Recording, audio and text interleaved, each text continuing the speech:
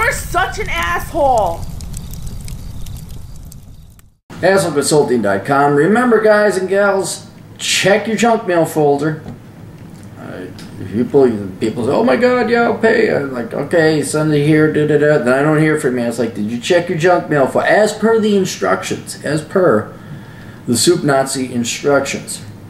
Young man writes, hey Aaron, thanks for the sober, neutral, mature insight over the years. Keep up the good work, sir. I bought a house last year, then got a few tenants at a better paying job. The commute is over an hour though, so I rent a cheap room month to month, a few minutes from my work. Smart move. My tenants didn't pay consistently, so I recently got rid of them and listed the house for rent again. Did you read Bachelor Pad Economics and the segment on real estate, specifically the segment on rental property, and how you always do a background check on your tenants, all of them? Not, well, one guy will pay and the others are going to pay him. No, all of them. No, you didn't. And let me ask you this. If you had bought Bachelor Pad Economics and you read it and you practiced what was in it, would you have saved yourself the time and money multiple times fold than what you spent on that book from not getting rent from these sons of bitches? I'm just wondering. That's what's called wisdom. And age. Should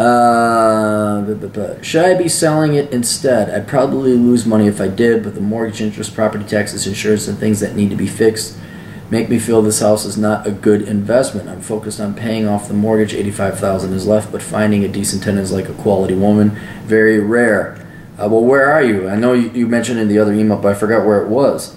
On the other hand, owning my house is a nice feeling. Oh, well, feelings. I didn't know that you were a girl. Okay, well, if it's about feelings, well, fuck reality and math and finance.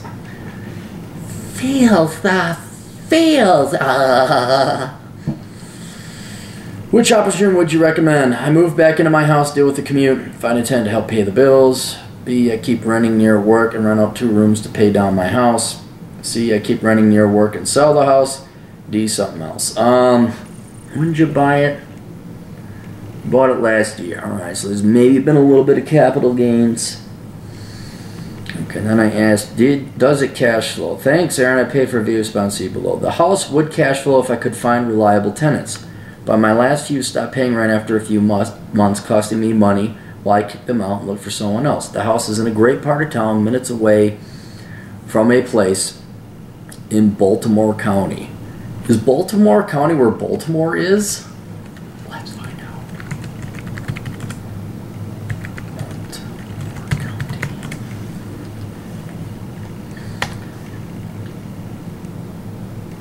Because I don't know if you knew this, Baltimore is a shithole.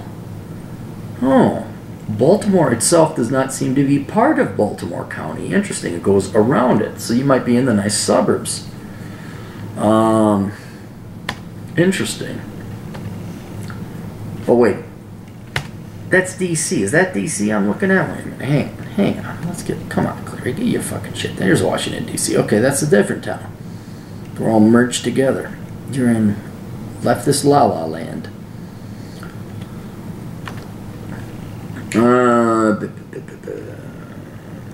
It's in a district that votes fiscally conservative, but the county property tax bill is $3,000 a year. That's not too bad, actually. I mean, I don't know what property taxes are normally like in Maryland, but in Minnesota, especially in the Twin Cities, in Hennepin County and Ramsey County, Minneapolis and St. Paul, respectively, you can expect to pay around, well, just for a bungalow, $4,000 to $5,000, maybe even $6,000.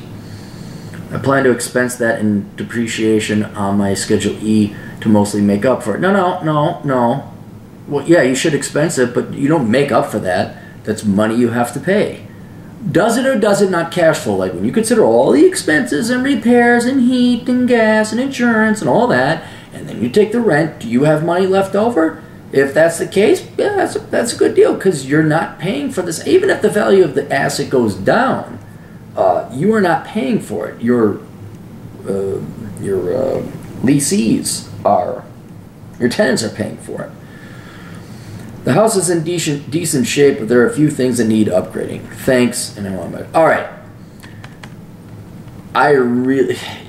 It looks like you're not in the city, and that's good. Looks like maybe you're in the suburbs. If it's a fiscally conservative area, that's good. Your property taxes aren't that low. I'd be worried about them going up. But if you can, and you do an intellectually, don't tell me you don't know how to calculate this. You know what a Schedule E looks like. You can figure that out. And don't, well, if I take depreciation and then I accelerate my depreciation, I'm coming out okay on tax. No. Cash flow in, cash flow out. Do you have cash left over? Yes, that's a good investment. If you don't, no, well, even if you break even, it's a free house, in theory, if it keeps going on. And that includes repairs and everything. Here's what I would do. It sounds like you did the rookie dipshit move and you didn't do a background check. It sounds like, if I'm going to trust you, it's in a good neighborhood. Great, you can rent it out, blah, blah, blah, and it will cash flow. Okay, let's just assume you're right on that. I think you owe it to yourself to do it the right way this time and do a background check on your tenants. Screen them, all right? Make sure that they are going to pay a good credit risk. And give it one more shot, because if that's the case and you get, there's nothing, that's the way to do it. That's how I got my house paid off early, is I rented it, I did screening. I couldn't afford the house myself. Now, 12, 13 years later, it's finally paid off. Everything's good to go, and I'm happy. But give it one more time. See if you can find some good tenants this time. See if it works out. You'd be amazed what happens when you have credit, or tenants that have good credit and no past delinquencies or late payments and a good credit score, how they pay rent on time. It's amazing, just amazing. You don't rent to friends, you don't rent to family. You can if you do background checks on them. But yeah, an $85,000, that's not that big of a mortgage, unless you bought a piece of shit house that's only $100,000. You're in the ghetto. But if you're in, again, you're in a nice neighborhood, I'm going to assume that it's not the case. But go out, try and find a quality tenant, and do find a quality tenant. I would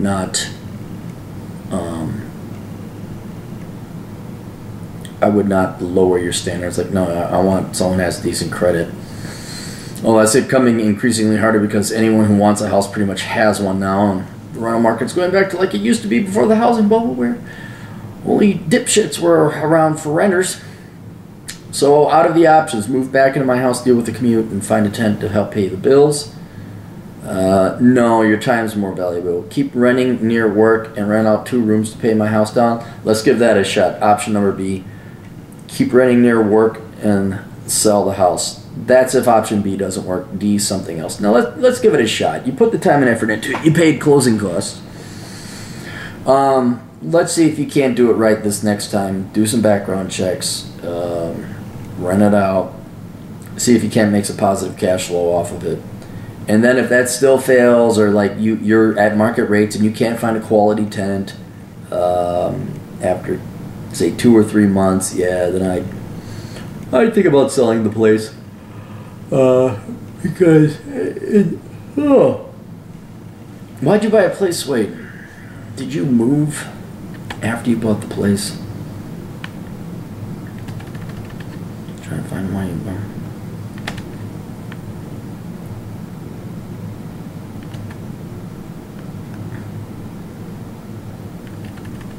Oh, then you got a better pick. Q is over an hour long. Ugh. I wonder if you could like live halfway in between, like you're halfway. Even then, it's an hour round trip. Yeah, that's a pain in the ass, dude. That's a pain in the ass. Yeah, give it one more shot, see, because if you find really good tenants, they'll even take care of your property for you, and then you don't have to worry about shit. But I remember having a property, it was only 30 minutes away. It was a royal pain in the ass to go out there and shovel and this and that. But let's give it a shot. Let's see if you can't find some good tenants this year. And then if it becomes a pain in the ass, sell it. Your time isn't worth it, man. All right, we'll talk to you later. Toodles.